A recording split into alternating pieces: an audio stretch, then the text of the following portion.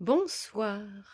Écoutez, j'espère que vous allez bien et que vous avez passé un week-end aussi merveilleux que le mien.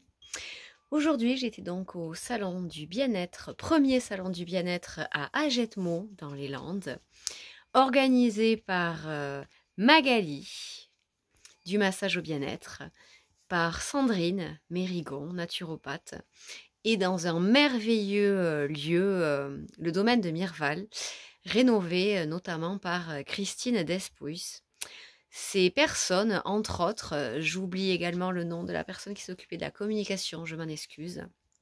Ces personnes ont permis d'offrir à des tas de personnes, il y a eu beaucoup de monde, et ça a été pour elles l'occasion de découvrir divers univers thérapeutiques, divers outils qu'elles pourraient désormais envisager d'aller explorer grâce à tous les thérapeutes présents. Il y avait le transgénérationnel avec la mise en exercice pratique et l'explication en temps réel des constellations familiales. Il y avait le voyage, on va dire, mystique grâce à Maya de la Pignata Lodge. Il y avait plusieurs énergéticiennes, dont Fanny Ducournau, Géraldine Robillard, entre autres, qui tire également l'oracle et qui a pu vous apporter des réponses. J'ai pu découvrir alors le neurofeedback grâce à Céline, découverte très intéressante pour moi et je vous invite à vous renseigner sur le sujet. Il y avait également une herboriste, j'en oublie, évidemment. Il y avait Leslie qui propose du coaching pré- et post-natal et bien d'autres. Et tout ce joli monde était là pour vous apporter des solutions pour un mieux-être, que ce soit pour vous, pour un membre de la famille, pour votre enfant à venir ou qui vient de naître. Bref, de quoi découvrir de nouvelles approches et d'élargir encore une fois les horizons qui s'ouvrent à nous quant à la reconnexion envers soi. Ça a été une journée tellement enrichissante au niveau des rencontres. Et je tenais notamment, cependant, j'ai trouvé une question très intéressante lors de la conférence de Marie Tauzin, qui est dans la bioénergie, la kinésiologie et l'analyse transgénérationnelle. Et quelqu'un, en fait, a demandé, après ses explications, a dit, mais du coup, en fait, puisque c'est pas confortable de bouger, ben pourquoi bouger? Et j'ai trouvé en fait vraiment la question très intéressante et tout à fait légitime pour les personnes qui n'ont encore pas commencé et qui effectivement, on vous vend pas du rêve. On vous vend pas du rêve qu'on soit thérapeute, accompagnant. En général, on ne vous vend pas du rêve et on vous dit bien dès le début, non seulement que en fait, une fois qu'on emprunte ce chemin, il y a un début, mais il n'y aura certainement pas de fin. Que en fait, ça va pas être confortable, ça va pas être doux, ça va pas être facile. Cependant, ce qu'on vous assure, c'est que c'est vraiment pour du mieux. Même si ça pique, même si ça gratte, même si c'est pas confortable, même si ça fait mal, le mieux en fait est tellement prend tellement le dessus une fois que vous l'avez touché et que vous commencez à l'appréhender, que vous commencez à vous apaiser, que vous commencez à vous libérer, à dépasser, etc., que vous oublierez très vite en fait l'inconfort que vous avez ressenti. Donc voilà finalement pourquoi bouger. Maintenant, j'insiste une nouvelle fois, tout le monde n'a pas envie de bouger. C'est-à-dire que pourquoi en fait vous voudriez bouger si vous êtes bien? Quand vous bougez, c'est forcément, quand vous vous mettez à bouger, je trouve intéressant ne serait-ce que cette question alors que cette même personne vient explorer et s'ouvrir au champ des possibles des rencontres qu'elle a pu faire et des sujets qu'elle a pu découvrir dans cette journée. C'est certainement au fond d'elle qu'il y a bien une part qui a peut-être quelque chose à mettre en mouvement.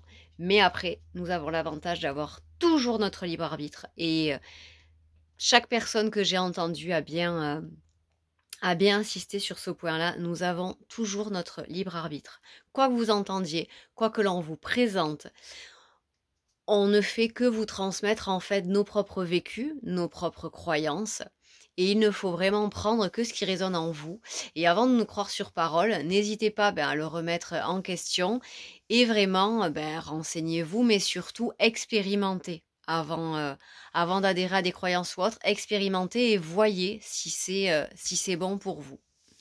Bref, une journée tellement enrichissante après hier, encore une étape de franchie pour mon propre développement et du coup, pour encore mieux vous accompagner. La libération d'une peur, grâce à, encore une fois, Lydia et Michael de la Clé des Ailes. Leur travail en binôme est extraordinaire. C'est extraordinaire ce qu'ils ont pu une énième fois nous apporter au travers de ce groupe. Et c'était le deuxième sujet que je tenais à aborder ce soir, l'intérêt et le pouvoir du groupe. Je comprends totalement que ce soit pas simple de franchir le cap et d'aller faire un atelier ou d'aller participer à quelque chose où on va se retrouver avec des gens que l'on ne connaît pas. C'est pas évident de parler de sa propre histoire, de dévoiler, souvent dans ces cas-là, c'est l'occasion de parler quand même de blessures, de choses très personnelles. Maintenant, vous ne serez jamais dans un groupe par hasard. Ça a été là l'occasion pour les participants des ateliers constellation familiale. Il a été très intéressant au-delà du constellé de voir que les participants qui incarnaient donc certains personnages de la famille du constellé, on va dire ça, forcément n'ont pas été là par hasard et ça a fait résonner en fait des liens avec leur propre histoire. Pareil lors du soin au tambour de Maya. Personnellement, moi, ça a été l'occasion de faire une super rencontre. Et également, dernier point. Donc vraiment, je termine sur l'intérêt du groupe. Et là, j'en parlais plus particulièrement, je le rapporte à un futur atelier qui me tient à cœur de mettre en place. Et pareil, d'avoir eu la surprise, il manquait donc 2 participants pour le cercle de pardon qu'il me tient donc, je le répète, tellement à cœur de mettre en place avec la première date le dimanche, donc 24 mars, donc dimanche prochain. Et là, de voir, comme par hasard, d'avoir rencontré rien qu'en 2 jours au moins 5 personnes de tête, où dans le fil de la conversation est arrivée cette notion de cercle et qui était soit réceptive, soit même 2 qui m'ont dit attends, comment ça tu proposes un atelier cercle de pardon? Ben oui, et j'en cherche un en fait. De voir donc comment quand on fait les choses vraiment avec son cœur, avec son âme, quand on s'octroie cette possibilité-là, quand on sort du mental, quand on sort des peurs, quand on sort de l'ego, les personnes extraordinaires qui se mettent, que l'on rencontre, les sujets qui, comme par hasard, sont ceux dont on avait besoin, de voir à quel point tout se met en place de façon tellement fluide. Et ça m'a tellement rappelé toute cette journée, tout ce week-end m'a rappelé encore plus, alors je le sais tous les jours, dans la mesure où tous les jours je mets mon énergie à préparer les ateliers qui vont venir, à préparer le futur salon du bien-être auquel je participerai cette fois-ci sur Saint-Sevé le 28 avril, le dimanche 28 avril. Mais surtout, toute cette énergie, je la mets avec tellement de cœur, avec tellement d'amour dans la préparation donc de ce lieu sur lequel je vous accueillerai. Je vous accueille déjà pour les soins, notamment en extérieur lorsque le temps le permet. Et avec le printemps, ça va être de plus en plus possible. Dans lequel je vous accueille pour les cérémonies, que ce soit pour la nouvelle lune, pour la pleine lune, pour empuissancer vos intentions et les choses que vous voulez mettre en place dans votre vie. Et donc pour les ateliers, que ce soit cercle de pardon, constellation familiale, ça animé non pas par moi, qui manque clairement d'expérience sur ces sujets-là, mais par Marie-Sophie Dumont de Envie de Soi, qui fera le déplacement depuis la côte pour venir nous faire vivre ces ateliers tellement bénéfiques et tellement libérateurs et vous pourrez donc, quand vous aurez réussi à passer le cap pour certains et certaines, de voir l'importance du groupe et tout l'enrichissement qu'il peut y avoir dans un groupe.